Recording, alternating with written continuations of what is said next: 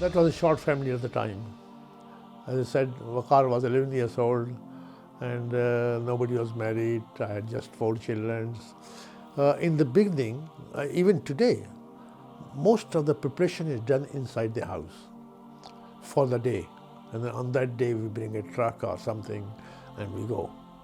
So in the beginning, most of the work of sewing and this and that was done by my wife and my daughters and a few family friends. That's how it started. Even today, now we need a lot of volunteers. They come there willingly, they are very happy to come and help us to prepare all this. It takes hundreds of hours preparation. Logistic is very difficult. We have to have the transport at the right place, at the right time, and the volunteers must be there because the zaris are very heavy. You need 5-6 people to lift it and put it inside properly without damaging it, and then at the marble arch, take them out, fix them, and all that. So a lot of people help us, apart from volunteers. Yes, volunteers are there on the day, but before the event, we need a lot of help. And Alhamdulillah, my family has grown now, number one. Number two, we have many more friends, and they come here at the house, and the whole house is filled with them, and they do everything.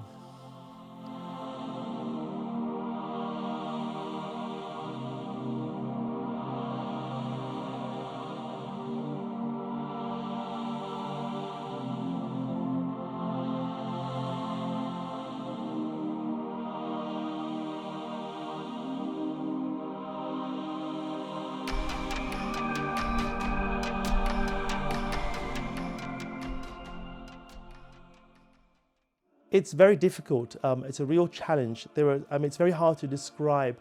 There's so much to organize, and there are so many people who are working who you don't see in the backgrounds. For example, we have a sister, Zaida Mirza.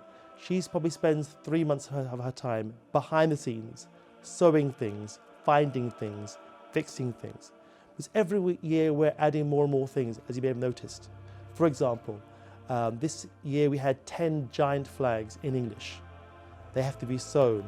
They have to be made sure that they're sewn correctly. Often we get things made from abroad. So for example, this year we've had items made in 4 different countries.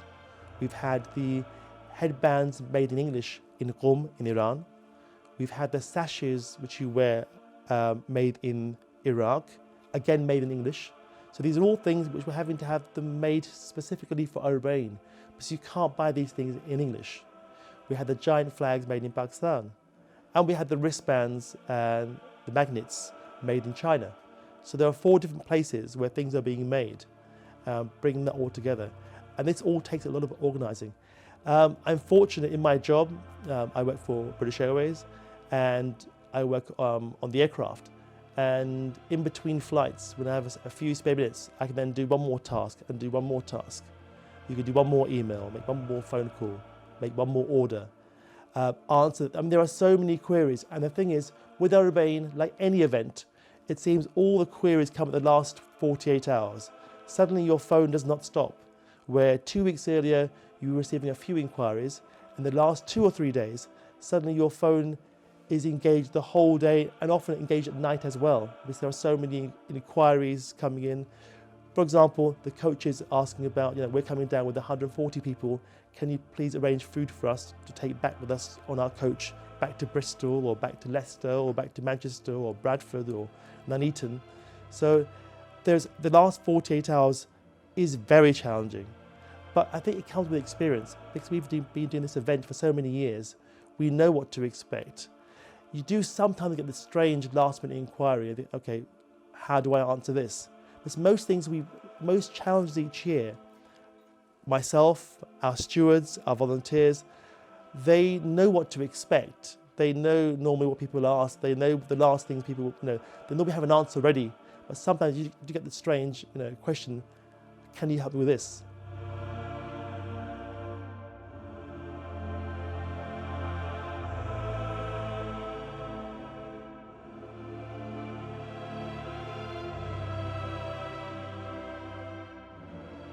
We had few alum. Now we got, I think, 56 or 58 alums. First it used to be in Arabic only. Now it's mostly in English, because we have slowly changed that Arabic or Urdu or Persian is not what we want on the roads of London. So if you go there, everybody can read Ya Abbas, Ya Hussain, Ya Mawla, whatever it is, Ya Imam Zainul Abidin, and so on. Anybody can read it because it's in English.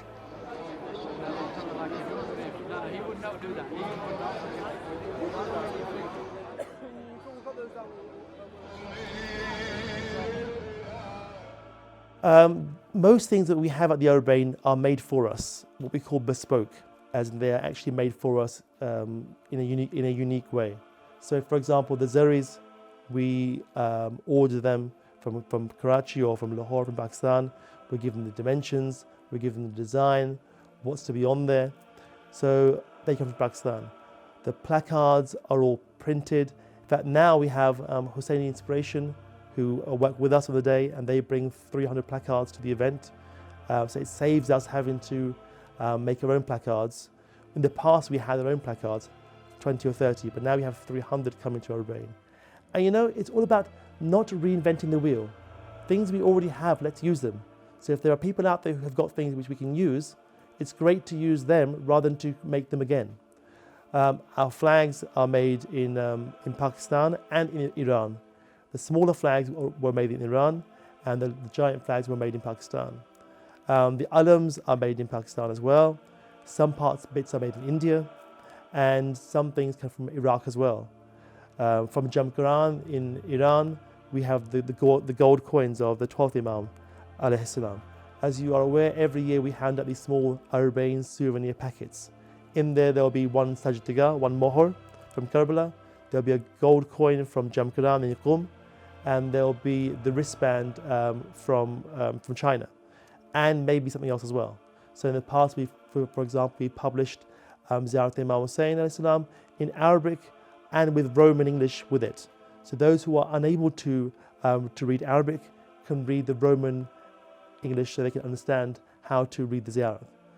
Or also in the past, we've published small dua books, again in English and in Arabic, because there are a lot of people here who cannot read Arabic.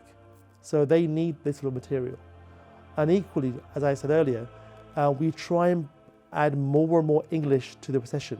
Because remember, the procession is outside. It's an outdoors event in the centre of London, in a non-Muslim population, where most people walking past would have no idea what we're doing. So it's really important for us to stress the amount of English we can use, be it in our literature, in our placards, in our alams, in our flags. Everything is now in English. I'll give you an example. About 3 years ago, we were in Hyde Park, and my son was then 10 or 11 years old, Jawad. He saw this plaque, a blue plaque, about a certain person, and we had no idea who he was. He went on his phone, typed in the name, and straight away he found out exactly who the person was, when he lived, when he died, why he was famous.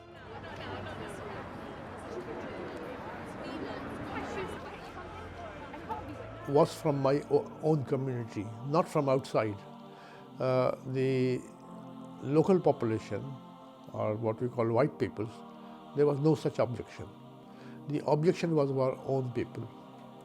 But after 4 or 5 years, when they saw it becoming a very successful, procession, they dropped the objection. Now nobody objects it. 90% will praise it. Oh, wonderful job, you have worked very hard, thank you, this and that. And 5 or 10% will come and say, you did this wrong, or you did that wrong, and we listen to them. We want the feedback. We want to know how can we improve it.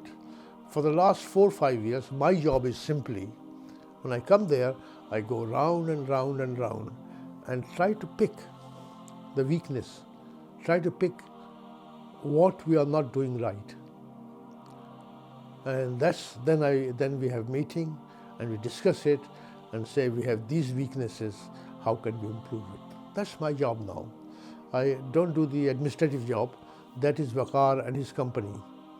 Murtaza is there, Dr. Asim is there, quite a few people. Up to 2010, the Scotland Yard police were with the procession. So for over 25 years, 28 years, there was no direct cost to pay for the procession in terms of security. They would do all the planning for the day, the street closures, the roping, they'd escort the procession, there'd be a police car at the front, police car at the back, motorbikes at the front. So it was really good in terms of, it made our life a lot easier. There was less work for us to do in terms of volunteers on the day.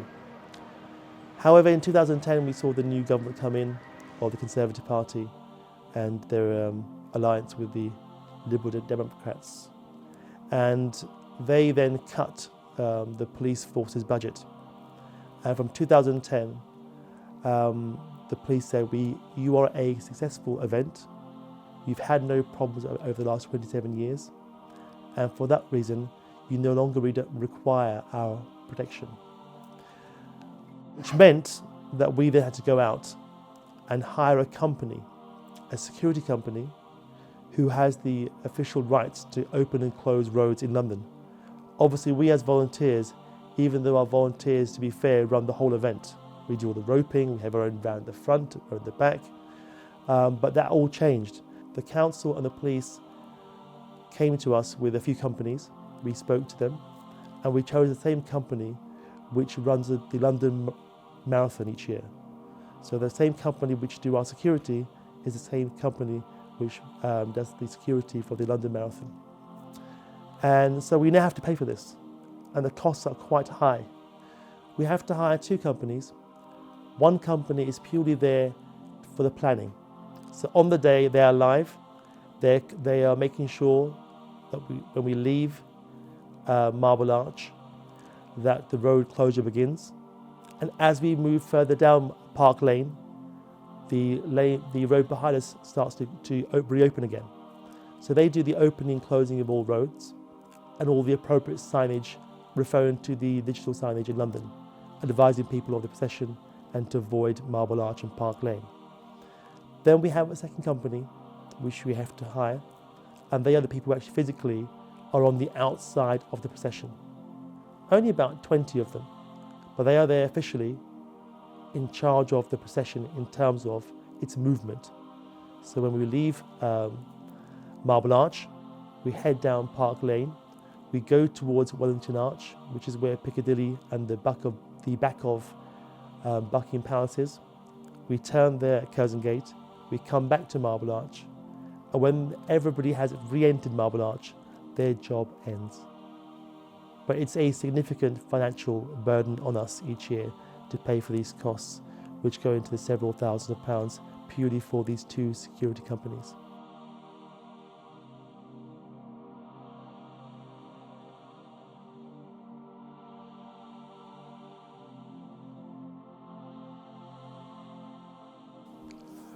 I'll give you one story only, there are many. About 5 years back, council refused to give us the Marble Arch. The Royal Park refused us the Hyde Park. We have no place. They made a suggestion, go to Green Park, go outside London. go there. I mean, they made a lot of suggestions. And in fact, my team prepared themselves to move to Green Park. The buck stops with me. I said, no, we will not go anywhere, no matter what. And I asked for the help. And on the day of the meeting at Victoria, there were 12 to 14 people belonging to the police and council and traffic and so on. And 4 of us, myself, Waqar, Dr. Asim and Murtaza. I told these people, look, when we go in, don't say a word. Just sit quietly. Whatever I do, just support me. But don't say anything. We went there. Helen was the chairperson of the council, city council. And we met, and she was at the head of the table. I removed her chair. I said, Helen, can you do me a favor? Give me some marker. There was a whiteboard out. And I gave a briefing to everybody for 20-25 minutes. At the end of 25 minutes, they gave me everything I asked, plus, the greens we were never allowed to go on the green. They gave us the green as well. The Hyde Park people were not in the meeting. So that happens about 12, 14, 15 days before the arbaeen procession. And 5 days before or 4 days before the arbaeen procession, the telephone call came from the Hyde Park. I didn't call them, they called me. Mr. Khan, you need Hyde Park. Can you come for a meeting and we decide what to do? And we got the Hyde Park as well. So who did it? I know who did it. I'm sure and absolutely sure that when I ask Mawla, Mawla helps me. And in fact, Mawla gave me anything I asked. See? I call it Mu'jiza. I don't know who anybody is called.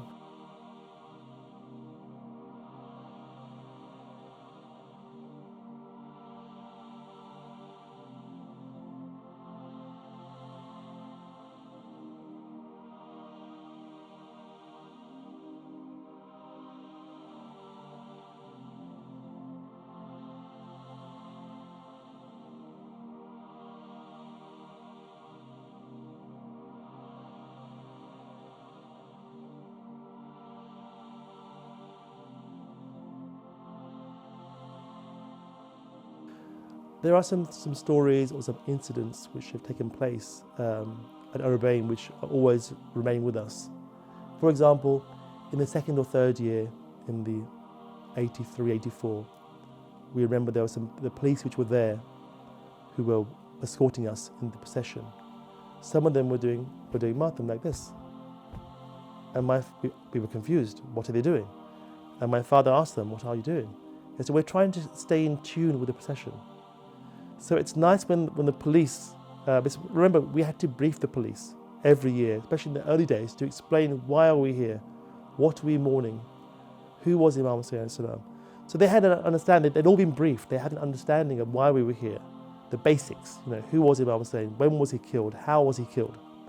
So it was nice to see the police, doing matam in their own way in the procession. Equally, there's a lady, her name is Melissa Arnold, and I remember she rang us about 6-7 years ago. She saw the advert on TV and she wanted to come to arbaeen. And she explained to me that she lived in a village where there was no train station, no bus stop, but she will find a way to come to arbaeen. And she said back in the 80s, she remembers the Iran-Iraq war, and she then found out about Shiism and about Iran, and she found some books in the library, and she found out about Imam Hussain and his story. And she said, I always saw Imam Hussain and she saw Hazrat Abbas as her heroes. And it was only 30 years later or 25 years later when she found out about the arbaeen procession that she finally came. That was amazing, and she comes every year to the arbaeen procession. In fact, she once said, I want to volunteer as well. and we explained to her what to wear, and in terms of clothing, and dark clothing and black clothing. She went out to this, I think a Islamic shop, and bought a abaya and a black scarf and everything else. So it's great when we see people living in such a remote part of the country and who are not Muslim, but they want to come for one day a year to commemorate and remember Imam Hussein alayhi salam. That's for us very inspirational when people do that.